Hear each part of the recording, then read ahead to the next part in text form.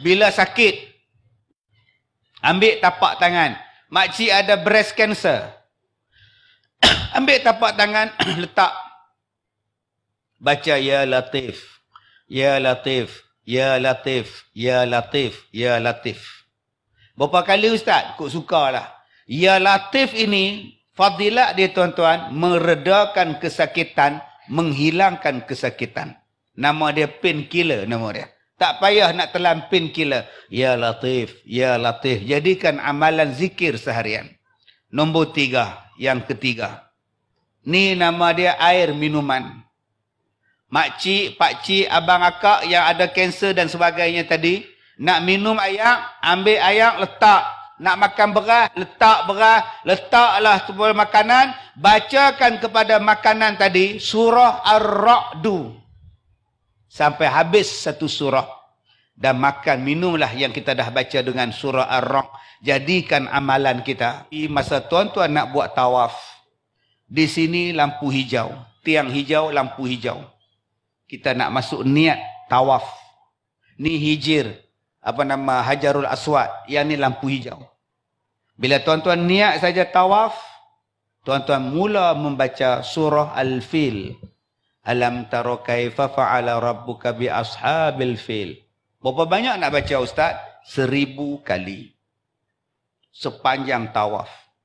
Mana nak habis Ustaz? Makcik dapat 100 je Ustaz. Tak apa. Lepas sembahyang sunat, tawaf, buat sa'i. Sepanjang 7 kali pusing sa'i tu, keliling patah balik, sambung lagi. Ustaz, makcik dapat 200 baru Ustaz. Tak apa. Sepanjang makcik duduk di Mekah, 6 hari di Mekah, dalam masjid, dalam hotel, dalam masjid, dalam hotel, baca surah Al-Fil. Dalam situ ada satu ayat nama dia Tarmihim bihijaratim min sijil. Allah rejam. Allah perintahkan burung-burung ababil. Rejam mereka dengan batu-batu sijil. Faja'alahum ka'asfim ma'kul. Tuan-tuan, ayat ini sangat berkhasiat untuk membunuh sel-sel jahat dalam badan kita. Sama ada sel kanser ke, leukemia ke, apa benda ke, buat 1000 kali.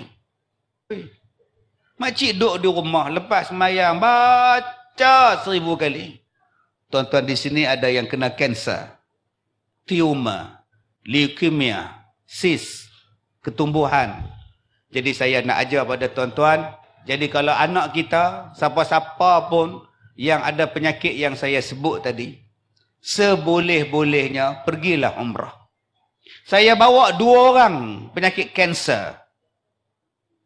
Seorang tahap 4. Saya tengok kuku dia dah hitam semua. Bibir ni tak ada apa dah, habis dah. Saya kata, kak, tak apalah kak, kita cubalah. Saya tengok dia duduk atas katil, tak larat sungguh dah. Saya pun baca doa, buat apa semua. 2 hari, besoknya dia sihat.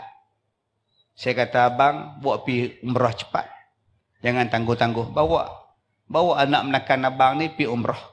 Selesai umrah dia. Dia pergi hari Khamis umrah, hari Jumaat dia meninggal. Waktu sembahyang Jumaat, perempuan meninggal.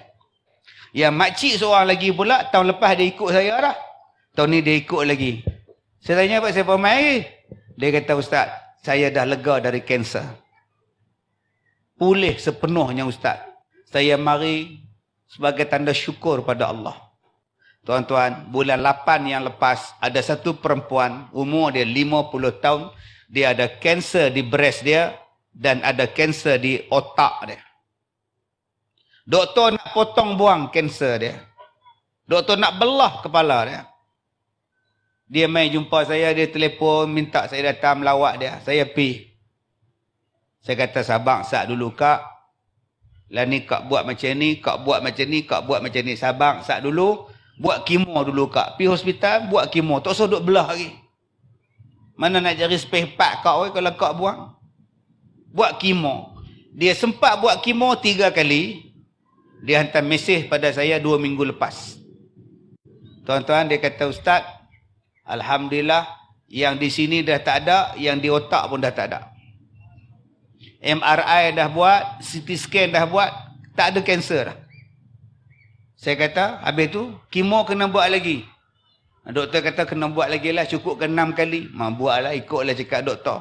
Tapi akak kena buat lagi yang saya sebut, amalkan terus.